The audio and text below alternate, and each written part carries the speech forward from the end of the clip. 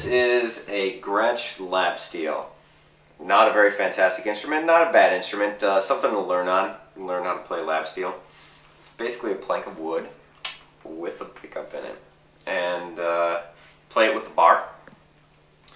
Everyone has their preference for which bar you use. Some people use the bullet bar, that is just a solid cylinder. I like this one. This is a shub, and it's got a place for your index finger and a place for your middle finger. And then you got your finger picks. And how many finger picks do you use? I use 3. Some people use more, some people use less. I'm not very good at this, but I have it tuned to open D. D, A, D, F sharp, A, D. So that when you strum across, it's a D chord. So whenever you put the bar on, you get a chord.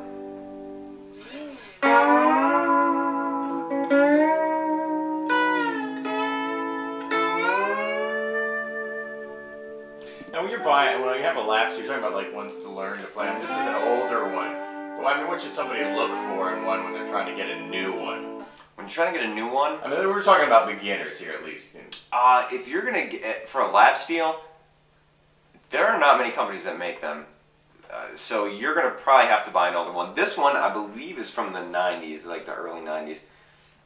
Finding one like this would not be bad. I didn't pay very much money for this. I think I paid $110 for this. I know Chicago Music Exchange had them for $500, which, you know, to be honest with you, is quite a bit for this instrument. It's sort of a ripoff. But you could find a real nice Gibson one from like the 50s for about $330, and you should definitely look towards that. You don't want anything too pricey. You don't. You could argue this, that if you buy something that sounds bad, it may turn you off to it. But you know, why spend a couple grand on an instrument that if you know you decide you're not going to like it after 6 months anyway? Do you see the? I mean, the thing is I see old. I mean, you see old guitars that aren't worth anything, but it just doesn't seem like there's this sort of collector frenzy surrounding these that you find with. There is, mostly with pedal steels.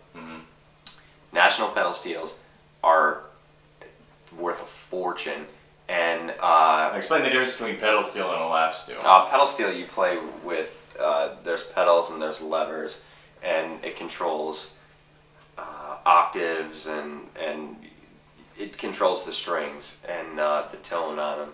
And a lot of them have 2 necks, and sometimes they have 3. And if you're Barber Mandrell, you have one that has 6. And most of the time, you'll see even lap steels. You'll see with 8 strings instead of 6. This one is sort of like a half-assed version of a lap steel guitar. It doesn't sound bad.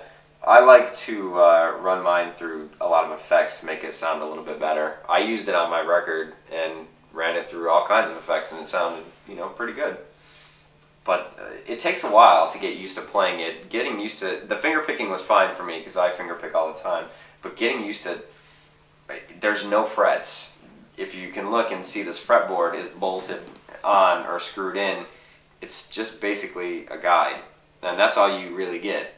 You know, if you look at the action on it, it's raised, so you can play this with the bar. And you get different tones by pressing down. And there you kind of hear, like, if you have an imagination, you can hear why this was used in Hawaiian music. Oh yeah, they call it Hawaiian lap steel. Put some Don Ho down. I guess he used a ukulele there, didn't he? Let's pause a moment in silence for Don Ho. Right. Play one of Pat Ogle's songs.